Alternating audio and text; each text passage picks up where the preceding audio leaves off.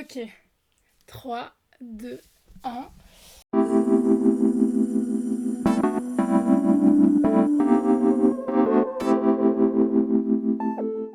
Bonjour à tous, j'espère que vous allez bien. On se retrouve dans un nouveau podcast pour discuter du syndrome de l'imposteur. Alors déjà, je sais que je suis partie depuis un petit bout de temps quand même. Pour vous expliquer un petit peu pourquoi je suis partie. C'est marrant parce que je vois j'ai pas mal de youtubeurs qui font des vidéos où ils expliquent leur pause, qu'ils étaient en déprime, etc. J'étais pas forcément en déprime, j'ai une petite période un petit peu de mou, ça arrive à tout le monde. Mais c'est plus parce que je me reconnaissais pas dans ce que je faisais. J'étais pas assez. Enfin, si je me reconnaissais, mais j'étais pas dans ce truc où je me disais je suis satisfaite de ce que je fais parce que la quali, là je filme mon portrait pour TikTok, Instagram. D'ailleurs, si vous m'avez pas encore suivi, allez sur TikTok, Instagram et je vais me mettre aux Reels. Donc voilà, allez-y. Mais c'est vrai que je voulais un truc un peu plus parfait et je m'incriminais, on va dire comme ça. Ouais, je me mettais un petit couteau dans le dos parce que j'étais pas assez à l'aise et en fait j'ai un peu oublié pourquoi j'avais lancé cette chaîne. C'était vraiment genre du kiff, discuter parce que j'adore ça, la psychologie, les amis, la nostalgie, c'est genre ma vie. Donc voilà, on a fait cette petite intro. Si vous voulez plus d'informations, n'hésitez pas à me dire dans les commentaires ou sur Instagram, sur Etudor Podcast, Instagram, TikTok et YouTube, mais ça vous le savez déjà. Alors, on va parler du syndrome de l'imposteur. Déjà, de toute façon, ça fait écho à ce que je disais, c'est assez marrant et c'est d'ailleurs ça qui m'a donné l'idée de faire l'épisode sur le syndrome de l'imposteur. On en entend beaucoup parler, des choses qui sont bonnes, des choses qui sont mauvaises, des choses qui sont bizarres. Et je sais pas si tout le monde sait, si tout le monde a eu déjà ce sentiment, parce que pour vous expliquer un petit peu le syndrome de l'imposteur, c'est pas une pathologie, c'est vraiment, on va dire, un ressenti sur un retour d'expérience ou une appréhension qui fait qu'on va s'incriminer en fait. On va littéralement se mettre un couteau dans le dos, comme je l'ai fait. Mais du coup, syndrome de l'imposteur, qu'est-ce que c'est si vous avez eu la chance de jamais le ressentir? C'est cette impression qu'on a en amont d'une expérience qu'on est tout bonnement moins que rien, pour pas dire une grosse voilà. Ou après une expérience, après, en fait, c'est vraiment se rabaisser, soit en se comparant, soit tout simplement en pensant qu'on est la plus nulle qui existe au monde. Ce sentiment, pour être honnête, je l'ai ressenti énormément de fois, que ce soit en cours, que ce soit dans ma vie professionnelle, dans ma vie personnelle. Alors, je ne dirais pas que c'est à cause de certaines personnes, je dirais que c'est une influence de toutes les choses qui existent dans ce monde. J'en parlais avec une amie justement, juste avant de faire ce podcast. Euh, la cause vraiment du syndrome de l'imposteur, c'est, moi je pense, un manque de confiance en soi. Pour faire une petite parenthèse, je ne suis pas du tout psychologue, j'ai pas fait d'études de psychologie, j'adore juste la psychologie, donc je me renseigne un petit peu. Et j'ai une réflexion que j'ai souhaité vous partager, mais pour vous expliquer un petit peu du coup, et après on passera aux 5 types de syndrome de l'imposteur, enfin de formes de syndrome de l'imposteur, 5 profils différents. Vous me direz si vous vous reconnaîtrez dans cela. Je trouve ça hyper intéressant de partager ça, mais juste avant, je reviens sur ce que je disais. Le syndrome de l'imposteur, ça vient pour moi d'un manque de confiance. Personnellement, c'est ce qui me touche, c'est le manque de confiance en soi, à plus ou moins grande échelle en fonction des thématiques et des expériences. Mais c'est vraiment ça. Parce que le syndrome de l'imposteur, c'est quoi? C'est des petites voix dans ta tête qui te disent t'es nul, regarde cette personne, elle pense du mal de toi et à juste titre. Tout ce que tu fais, c'est mal, t'arrives pas à réussir les choses. Stop. C'est une petite voix dans sa tête, c'est un truc qui te met de plus en plus et que t'alimentes malencontreusement et en plus. euh, Plus les expériences arrivent, plus si tu soignes pas, si tu prends pas un peu, et on verra pourquoi et comment le faire, si si tu n'arrives pas à trouver comment on arrête ces petites voix, ça continue d'expérience en expérience et ça peut te bloquer sur de nouvelles expériences en disant je suis nulle, je sais que je vais rater, je le fais pas et je manque une très belle expérience et c'est dommage. Du coup, pour revenir à ce que je disais, c'est vrai que j'avais oublié que je me perdais beaucoup. Le syndrome de l'imposteur, donc ça vient d'un manque de confiance en soi, qui est certain, plus ou moins élevé en fonction de la personne et de l'expérience. Et ça vient aussi de l'entourage et de la société actuelle. Pourquoi ? Aujourd'hui, on est dans un monde qui évolue énormément. Que ce soit avec l'intelligence artificielle, que ce soit avec les réseaux sociaux, la vision du monde qu'on peut avoir, les envies qui se débloquent. Nos parents, nos grands-parents n'avaient pas forcément ces mêmes envies, ces mêmes rêves, parce que les opportunités n'étaient pas les mêmes, la technologie n'était pas la même, etc. Puis l'argent, etc. Tout ça nous mène à un choc, pour moi, à un choc vraiment de génération.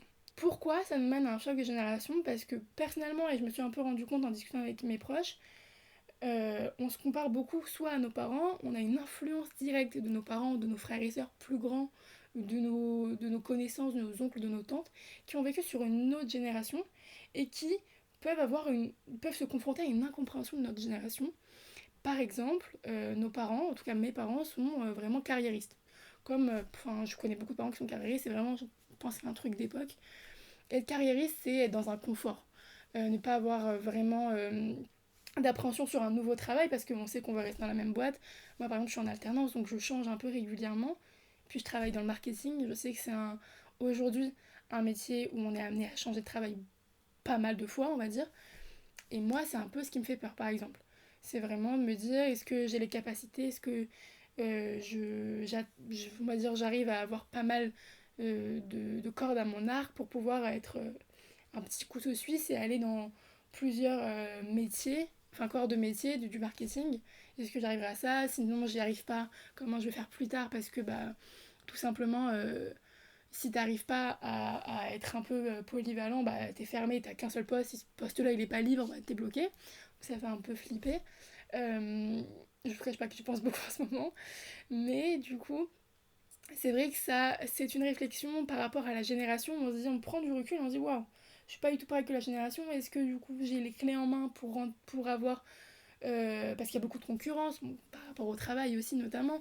Mais autre part, au niveau de la santé mentale, d'être à l'aise avec son orientation sexuelle, avec comment ça s'appelle, ses passions, son métier passion. Voilà, on en parlait avec Mickaël la dernière fois. Le cinéma, le théâtre, c'est des métiers qui sont un peu plus compliqués mais qui sont plus ouverts. Je le vois avec Anyone par exemple, sur TikTok, on en parle plus, on voit plus d'interviews parce que les réseaux sociaux nous mènent à avoir une vision du monde qui peut être super parce que tu rêves, t'as l'impression que tout peut se réaliser assez facilement parce que c'est à portée de téléphone en fait. Mais quand on retombe sur Terre et qu'on voit que c'est plus compliqué ou qu'on a du mal à avoir ces choses-là, direct ça peut avoir un impact sur notre mental et ça peut amener un syndrome de l'imposteur parce que pourquoi elle y arrivait pas moi, si elle y arrivait pas moi c'est que j'ai quelque chose qui cloche en moi, c'est que je suis nulle, c'est que ça va pas et je me plante un couteau dans le dos. Je vais beaucoup avoir des couteaux dans le dos aujourd'hui mais du coup c'est un peu ça. Donc pour moi pour résumer un petit peu le syndrome de l'imposteur c'est vraiment avoir enfin avoir un problème de confiance en soi, c'est-à-dire ne pas être en confiance avec ses capacités et je sais ce que je peux faire, je sais ce que je peux donner et donc ou alors je sais que je peux apprendre et aussi un choc de culture, de génération avec une comparaison sur les générations qui sont différentes de nous ou des personnes qui ont d'autres facilités, d'autres capacités et c'est vraiment cette comparaison qui peut être amenée soit avec les réseaux sociaux. On voit un truc qui est... La meuf, elle a je pense, 3 fois plus d'argent sur son compte en banque. La meuf, elle est plus âgée déjà, donc elle a plus d'expérience. Elle fait pas du tout le même métier que moi. Puis son métier, ça m'intéresse même pas. Mais elle peut se permettre d'avoir tel truc et ça va m'énerver. Et je vais être triste et je vais dire, je suis capable de rien de toute façon. J'arriverai jamais à avoir le même truc qu'elle. Alors que pas du tout les mêmes expériences et même pas forcément les mêmes envies en fait. Ça peut être un besoin sur le moment, ou pas un besoin, une envie sur le moment. Mais au final, je me rends compte que j'ai plus envie ou autre. Donc voilà, c'était un peu tout ça, le manque de confiance, enfin le syndrome de l'imposteur, pardon.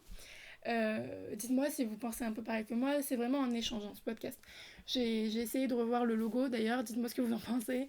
J'essaye de revoir un petit peu l'ambiance que je veux donner, je veux quelque chose de simple, qui me ressemble, qui soit chill.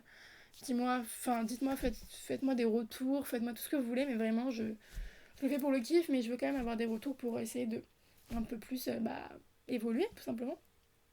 J'en parlais tout à l'heure, on va passer au types de syndrome de l'imposteur, 5 profils différents. Ça a été imaginé par Valérie Young, qui est une psychologue et qui a donc déniché, trouvé 5 types de syndrome de l'imposteur. On va les voir ensemble et vous me direz dans lequel vous vous reconnaissez le plus. Ou s'il y en a plusieurs. Peut-être on peut avoir plusieurs types, il n'y a aucun souci, moi je me suis reconnue quasiment dans les 5.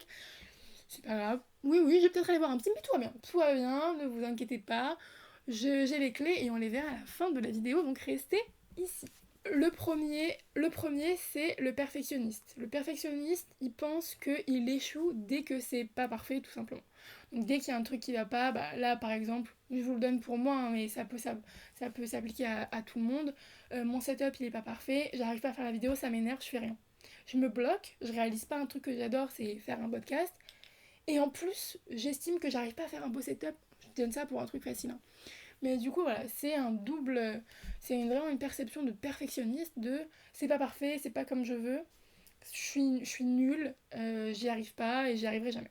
Ça, c'est le premier. Le deuxième, c'est l'experte. L'experte, elle pense qu'elle doit tout savoir pour que son travail soit mérité. Si elle sait pas tout, elle estime que c'est pas mérité. Donc, c'est quelqu'un qui est plutôt. Qui veut tout savoir, qui veut avoir... je te pose une question, la capacité de... Je te pose une question, t'as la réponse. Si t'as pas la réponse dans un domaine, c'est que t'en es pas experte, et donc, si t'es pas expert dans un domaine, c'est que t'es nul. Je le dis comme ça, je le pense absolument pas, mais je pense que c'est ce profil-là qui se dégage, cette chose-là qui se dégage de ce profil, et du coup, ça amène à être compliqué, parce que ça rejoint le perfectionnisme, je veux vraiment avoir la connaissance des choses, et être expert dans un domaine. Perfectionniste, ça peut être surtout, et expert, c'est plutôt dans un domaine et sur la connaissance notamment. Le troisième, c'est la solo. La solo, c'est qui? C'est une personne qui se dit, si je réussis tout par moi-même, c'est ok. Si j'ai eu besoin d'une aide extérieure, c'est que j'ai eu besoin de quelqu'un, donc je suis pas capable de le faire toute seule, donc je suis nulle. Le point final du syndrome de l'imposteur, c'est vraiment je suis nulle, je suis pas capable. Parce que je suis, et on le reprend dans le nom, un imposteur dans mon propre domaine, parce que tout le monde sait le faire et moi je suis nulle en fait. Je suis un imposteur, en fait tout le monde va se rendre compte que je suis nulle. Moi c'est ça en fait. Le truc que je ressens le plus, c'est de me dire, je me sens pas d'avoir toutes les capacités, parce que je suis un peu, je dirais que je suis un peu le syndrome de l'imposteur experte. Si je suis pas capable comme tout le monde d'avoir la réponse en un claquement de doigts, je vais me dire que je suis pas suffisamment bonne dans ce domaine, donc on peut me remplacer, donc je suis nulle, donc je me compare. Tout ça qui m'amène à me dire putain mais si je sais pas tel truc c'est que je suis nulle, alors que je peux apprendre et je le fais de plus en plus d'ailleurs. Je sais pas, je recherche, je note. Parce que j'ai une très mauvaise mémoire donc je note tout. Voilà. Et donc on en a vu 3. Donc la perfectionniste, l'experte et la solo. La quatrième c'est le génie naturel. Le génie naturel c'est une personne qui est plutôt du style à dire si j'ai pas réussi du premier coup, si j'ai pas eu l'information directement comme ça m'est venu, c'est que c'est nul, c'est que je suis nulle, c'est que j'ai pas réussi. C'est quelqu'un qui se dit si l'information ne m'est pas venue d'un coup, si je la connaissais pas moi-même,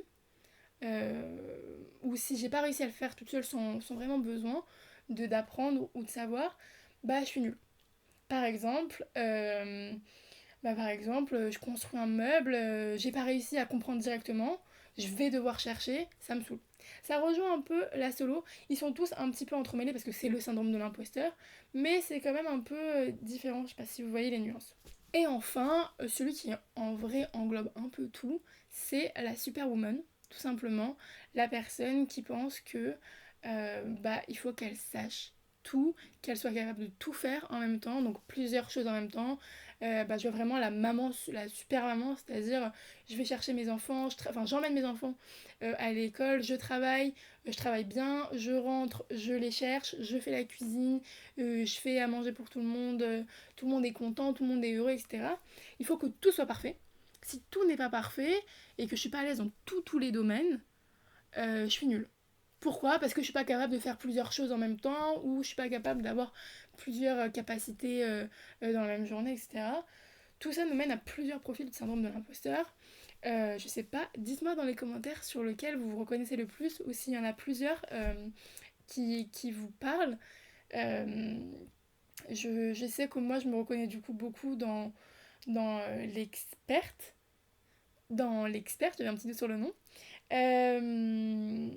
La solo, pas tant parce que j'ai quand même besoin d'aide et je reconnais l'aide. Si j'en ai trop, ça peut m'énerver par contre. Si j'ai quelqu'un qui m'aide trop, ça peut me saouler. Genre, je veux quand même trouver par moi-même parce que c'est oh, quand même oh. Mais donc, experte, perfectionniste, oui, quand même un petit peu sur certains domaines. Génie naturel, pas tant. Superwoman, un petit peu. Et en fait, c'est beaucoup de comparaisons sur les autres. Donc ça dépend sur qui on se compare. Moi, c'est vraiment ce syndrome de l'imposteur de la comparaison. Si elle réussit, pourquoi moi, j'y arrive pas. Ou la comparaison avec... comme je vous ai dit avant, j'ai vécu une relation qui était assez compliquée. On va rentrer dans un truc un peu plus sérieux. C'est une personne qui me rabaissait beaucoup ou qui me faisait sentir... Même si, tu vois, il n'y avait pas forcément de... Je vous tutoie, mais c'est pas grave. Même si... euh, c'est la famille, c'est pas grave. Même si c'était pas forcément verbal, à la fin c'était très très très verbal. Mais parfois il y avait ce truc de je me sens pas à l'aise, qu'est-ce que je fais dans cette relation, je me fais pas confiance, donc je reste. Donc pourquoi tu te fais pas confiance? Et c'était vraiment ce truc là de tu restes dans une relation qui te détruit. Pourquoi tu restes? Genre t'es débile ou quoi? Et c'est vraiment ce t'es débile qui me. Mais du coup voilà, il y a tout ça, puis à la fin c'était très verbal. Et donc j'ai un peu peur que l'avant-moi qui était plus en confiance ne reviennent plus vraiment à 100%. Alors là, je suis vraiment, pour le coup, victoire personnelle parce que je commence vraiment à revenir dans ça. Mais c'est vrai que j'avais un peu peur et j'ai encore un peu peur de ce manque de confiance qui peut m'apparaître sur des trucs qui peuvent réapparaître sur des petits points. Et c'est vraiment genre le soleil, le ciel est bleu et le nuage qui réapparaît mais il repart puis il revient puis c'est relou quoi. Donc voilà, moi c'est un peu là-dessus. Du coup, dites-moi dans les commentaires, je suis très très intéressée, je lirai tout. Et voilà, puis si vous voulez qu'on en parle, il n'y a aucun souci. Je suis encore très jeune hein, dans ma chaîne, pas très jeune moi, mais très jeune dans la chaîne. Donc si vous voulez participer à un podcast, je serais ravie de faire ça avec quelqu'un que je ne connais pas, mais qui est intéressé pour faire un podcast tout simplement, ou qui a envie de se lancer, et on peut s'auto-lancer en même temps, enfin on peut s'aider. S'auto-lancer, c'est pas exactement la bonne abréviation, mais c'est pas grave. C'est pas grave. Du coup, donc on a vu un peu ce qu'était le syndrome de l'imposteur, d'où il venait, et puis les 5 types de syndrome de l'imposteur. Je vous ai donné quelques expériences personnelles. Personnellement, le syndrome de l'imposteur, il apparaît souvent sur mes capacités au travail. Par exemple, là, je vais changer d'alternance, et donc j'ai un peu peur que, parce que là, j'étais enfermée dans mon alternance, les gens sont hyper gentils. J'ai eu une manager tellement à l'écoute, je la remercierai jamais assez parce qu'elle m'a sauvée d'une grosse déprime et un gros manque de confiance du coup en sortant de cette relation. Où j'ai eu plusieurs échecs à cause de ce manque de confiance de cette relation et parce que tout était emmêlé. Compliqué, je sais pas si je ferai un épisode dessus, mais en tout cas, c'était vraiment une sale période. Puis je suis arrivée dans cette entreprise, tout le monde était gentil, accueillant, j'ai rencontré genre des gens que je garderai toute la vie dans mes amis proches. Et ça m'a beaucoup aidé. Mais du coup, en sortant de cette expérience, sortant de ce cocon, finalement, j'ai un peu peur, j'avoue, de... c'est vraiment la psy... En fait, pourquoi je vous dis tout ça? Non, mais je me dis, vous pouvez vous reconnaître dedans, et je trouve que c'est assez parlant par rapport au syndrome de l'imposteur, de se dire, en fait, c'est une bulle. Ça a été une bulle, et quand je ressors de cette expérience, je retombe dans le syndrome de l'imposteur. En fait, le syndrome de l'imposteur, c'est pas, comme je l'ai dit, c'est pas une pathologie, c'est pas j'ai la grippe et je suis malade pendant 2 semaines et après ça va. C'est un peu, je dirais, en mettant des grosses guillemets comme l'anxiété ou grosses guillemets comme la dépression parce que ça part, ça revient. Ça part, ça revient, ça part, ça revient en fonction des expériences, en fonction des personnes. Ça dépend aussi du caractère. Est-ce que c'est quelqu'un qui se laisse facilement, entre guillemets, déboussoler par les autres? Moi, je sais que par le regard des gens, je vois beaucoup dans le regard des gens, dans l'attitude, parce que l'expérience, un petit peu de harcèlement et tout. Et je sais quand une personne, par exemple, me parle et n'est pas intéressée par ce que je dis, je le vois, les yeux partent, je vois tout. Genre vraiment, même quand je fais rien, je tourne la tête, je vois quelqu'un qui parle sur moi, et c'est horrible. Je veux pas savoir ça, mais genre, je tourne la tête, je vois quelqu'un qui fait hé hé hé. Frère, déjà, un, je te vois, deux, éloigne-toi, et trois, genre, change. Genre. Mais bon, ça m'arrive rarement, mais je vois tout, j'ai toujours eu un peu les yeux partout. Et du coup, bah, ça amène un petit peu à se poser plein de questions. Parfois, je vois des trucs et ça n'existe pas du tout. J'ai l'impression que la personne s'ennuie alors que juste elle est fatiguée. Mais du coup, ça amène à plein de choses et puis ça dépend des caractères. Quoi. Et maintenant, on va passer aux clés pour combattre le syndrome de l'imposteur. Qu'est-ce qu'on fait quand on est en période où on a ce syndrome de l'imposteur qui est vraiment, on va dire, virulent.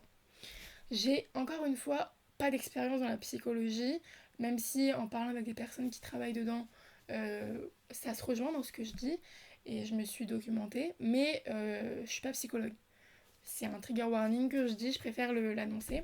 Mais en tout cas, je m'intéresse beaucoup et je réfléchis beaucoup. Je fais une grosse introspection très souvent parce que j'estime que c'est important de faire une introspection sur nos échecs, nos réussites. Ça nous amène un peu à grandir. Et du coup, pour moi, pour combattre le syndrome de l'imposteur, il faut prendre le mal par le mal. Déjà, il faut le diviser. Le syndrome de l'imposteur, c'est quoi? C'est un syndrome.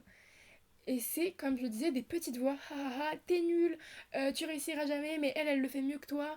Mais de toute façon, t'as jamais réussi à faire quelque chose de ta vie. Ah, mais voilà, t'as gâché ta vie parce que t'as fait telle expérience alors que t'aurais dû faire tel truc. C'est beaucoup de petites voix qui ne sont pas réalistes et qui sont dans notre tête et qu'il faut enlever. Donc, déjà, il faut réaliser qu'on a ce syndrome de l'imposteur et que ces voix sont fausses et que ce n'est pas la réalité. Ça, c'est l'étape numéro 1, la réalisation. Étape numéro 2, pardon. Étape numéro 2, une fois qu'on a réalisé qu'on avait le syndrome de l'imposteur, que nos voix dans nos têtes, elles sont totalement dans nos têtes et elles sont fausses, elles ne sont pas véridiques, et qu'on a envie de les faire taire, parce qu'il y a des gens qui se confortent un petit peu dans ça, ou pas confortent, mais qui sont vraiment dans cette négativité constante et qui n'arrivent pas à en sortir. Et donc une fois qu'on se dit, ok, ça y est, là, je vais prendre le mal par là, c'est un peu comme les gens qui fument en fait. Ils savent que c'est pas bon, ils continuent, ils n'arrivent pas. Une fois qu'ils ont envie, ça y est, ils ont compris qu'ils avaient envie d'arrêter, là arrive le changement tout simplement. L'envie amène vraiment à un changement. Si t'as pas envie, tu le fais pas. Ça rejoint un petit peu, comme je vous le disais, j'en parle beaucoup. Mon cousin est psychiatre et on en parlait notamment parce qu'il fait de l'hypnose. Et sur les personnes qui fument, justement, il me disait que ça ne marchait pas. Et puis, notamment, une personne qui vient faire une séance de psychologie ou une séance d'hypnose, une personne qui n'est pas du tout ouverte au changement et à l'envie d'arrêter ou de changer, tout simplement, c'est quelqu'un qui ne va pas faire une bonne séance et qui ne va pas soigner son problème. Donc ça, c'est déjà quelque chose à faire. Donc, la réalisation, de l'envie, et 2, l'envie de changement et d'évolution. En troisième partie, moi je préconiserais plutôt de noter ses réussites. Pourquoi? Parce que quand on a ce syndrome de l'imposteur, on voit que du noir. Ah, mais je réussirai pas parce que j'ai fait telle erreur, telle chose ne va pas, tel truc n'est pas bon pour moi, et je continue, etc., etc. Mais c'est fake, tout ça c'est fake, c'est pas des vraies choses. On va être totalement fermé. Je vais vous prendre un petit exemple. Pour que ça soit un peu plus concret. Disons que je suis moi, je travaille dans une entreprise, je fais du marketing. C'est un exemple qui n'a rien à voir avec la réalité pour les gens qui me connaissent. Et je travaille et je suis contente de ce que je fais et tout. Et un jour, je perds confiance, je fais une erreur et s'ensuit une suite de dans ma tête toujours ah mais je suis nulle, ou il y a une nouvelle personne qui arrive et elle est plus forte que moi, ou justement je sens qu'il y a des réductions de budget donc j'ai peur, donc voilà, je donne des exemples n'importe quoi. Euh, et du coup je me pose des questions, gros syndrome de l'imposteur, je suis perdue, je vais réaliser que ma place, elle est légitime, je vais pas la perdre parce que j'ai réussi dans tel travail, on m'a fait tel compliment dans mon bilan mensuel, on m'a dit que j'avais évolué dans tel domaine, dans tel truc.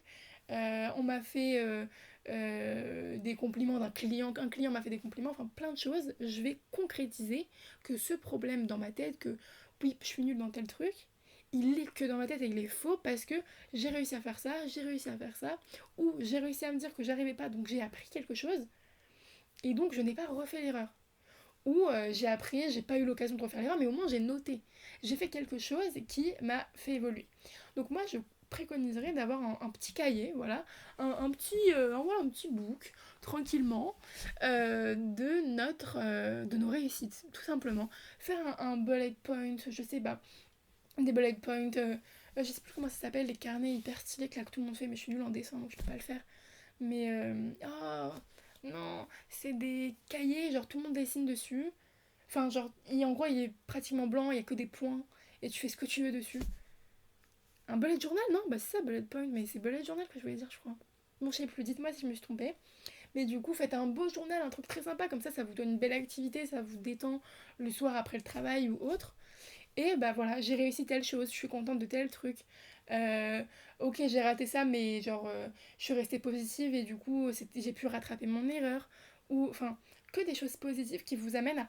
Hop, c'est comme si on est on est sur un nuage et on monte vers les orages. Et hop, un coup, je redescends de mon mauvais nuage, je redescends, je redescends, je redescends, jusqu'à retomber sur Terre et hop. Sur Terre, je sais que mes phrases, mes mots dans la tête sont faux. Moi, je préconiserais ça. Je sais que je le fais et ou si je l'écris pas, je me le dis. Non, enfin, je me le dis pas, mais voilà. C'est un peu bizarre de parler dans son miroir en mode non, tu n'es pas nul. Mais si vous le faites, c'est très bien, ça marche. Mais du coup, voilà, c'est vraiment ce truc de j'écris où je me rends compte que j'ai réussi telle chose et où dire par exemple si c'est parce que c'est ce que je disais au début, syndrome de l'imposteur, c'est soit après une expérience ou pendant une expérience, donc pendant le travail, je pense que je suis nulle ou autre, ou après, ah, et pourquoi j'ai fait ça, c'était nul, je suis vraiment nulle, machin et tout, je le referai plus. Ou c'est aussi en amont, en prévision. Par exemple, je change d'alternance, je peux avoir peur de rater, je peux avoir peur de pas m'entendre avec mes collègues, je peux avoir peur de plein de choses. Euh, et en amont de la chose, bon, on va pas noter en amont j'ai réussi tel truc, mais on peut noter les anciens déjà, dans tel travail ça s'est bien passé, ou tout simplement il n'y a pas de raison. Il n'y a pas de raison. Alors après, il y a déjà plusieurs choses. C'est déjà un, donc dans les il n'y a pas de raison, bah tout simplement, est-ce que j'ai eu des expériences catastrophiques auparavant. Est-ce que, pardon, pardon, oh là là, petite toux. Je disais donc, est-ce qu'il y a eu des expériences où bah, j'ai été nulle. Bon, s'il y en a eu pas beaucoup, c'est ça va, c'est une fois ou deux fois, ça arrive à tout le monde de se tromper. Ou s'il y en a eu quand même un petit peu, est-ce qu'il y a quelque chose que je peux améliorer? D'accord, si je peux améliorer ça, bon, bah, il n'y a pas de raison, puisque j'ai le problème que j'avais, je l'ai résolu. Après, ça peut être aussi bah, en amont, du coup, te dire, bah, je suis pas si nulle. Parce que tout simplement, bah, genre, je sais ce que je peux donner, je sais que je suis pas une mauvaise personne, je me connais. Euh, Pas mal de choses comme ça. Donc, toutes les choses qui peuvent vous permettre de vous faire redescendre sur terre en fonction de votre problème, c'est vraiment, il faut le noter, il faut le garder, le mettre. Moi, j'ai plein de citations, j'ai plein de photos qui me rappellent des bons moments parce que quand on est dans des mauvais moments, on veut se raccrocher à des trucs, réaliser que ce qu'on pense, soit c'est faux, soit c'est pas légitime, soit c'est vraiment exacerbé à la folie parce qu'on est comme ça en fait. C'est trop facile de tomber dans la déprime et de se dire qu'on est nul et de nos expériences passées, soit du harcèlement comme j'ai pu en vivre un petit peu, soit des problèmes de confiance, soit des caractères ou autres. Donc tout ça, il faut bien conscientiser. Moi, je préconiserais ça et je pense qu'il faut aussi bien s'entourer. Le point de vue des autres, voilà, écoute, je parle à ma meilleure amie ou je parle à ma famille et je lui dis, voilà, bah, je me sens nulle dans tel truc et tout. Ou des collègues, si c'est au travail, voilà, j'ai peur de.